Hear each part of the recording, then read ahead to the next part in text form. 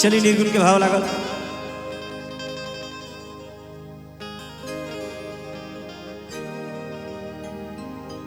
कवन गति होई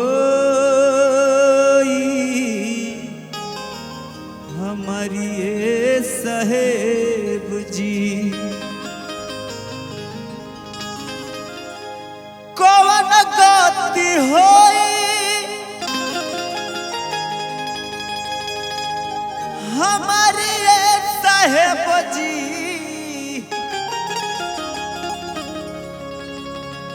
कवन गति होई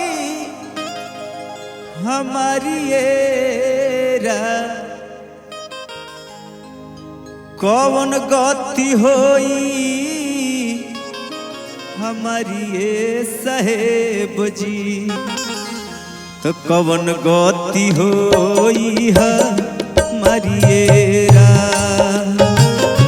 कवन गति होई हमारी ये साहेब जी,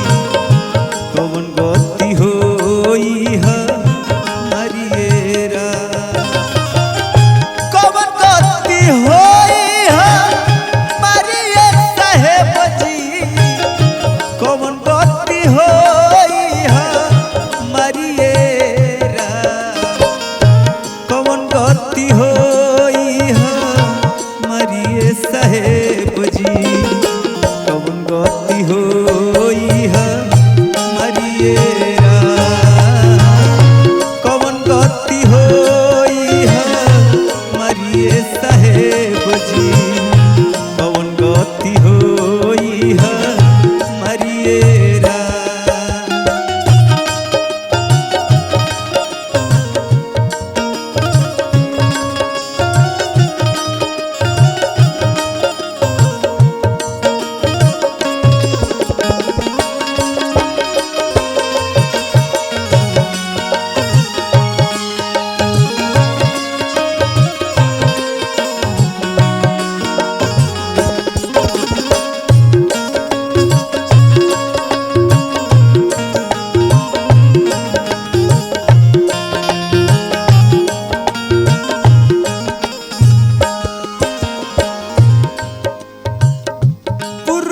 जन्म में कन्या रहनी एक पुरुष के नारी साहेब जी, एक पुरुष के नारी,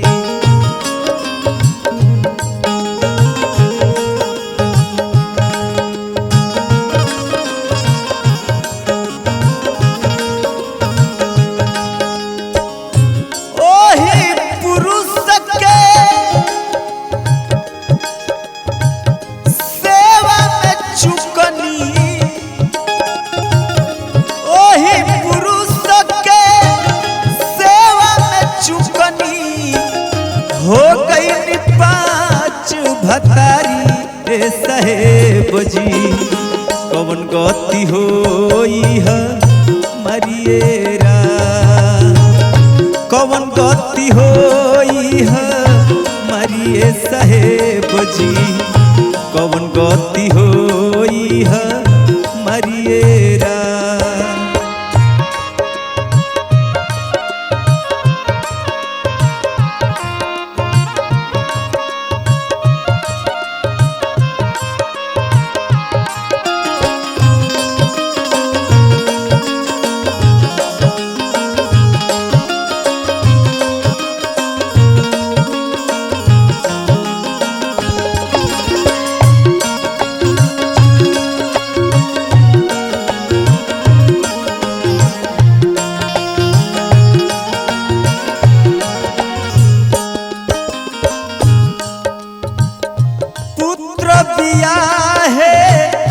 माताजी चलली माताजी रहली कुंवारी साहेब जी, माताजी रहली कुंवारी,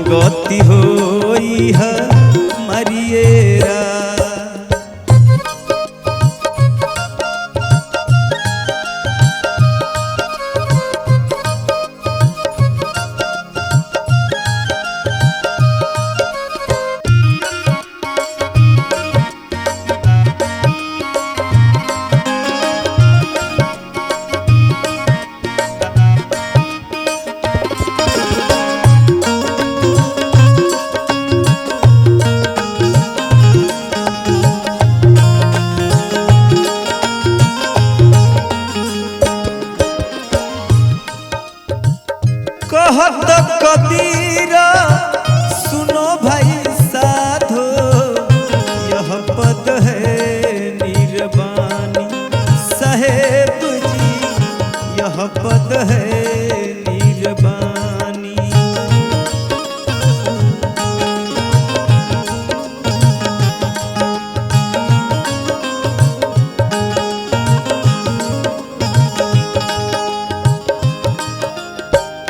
जो यह पद के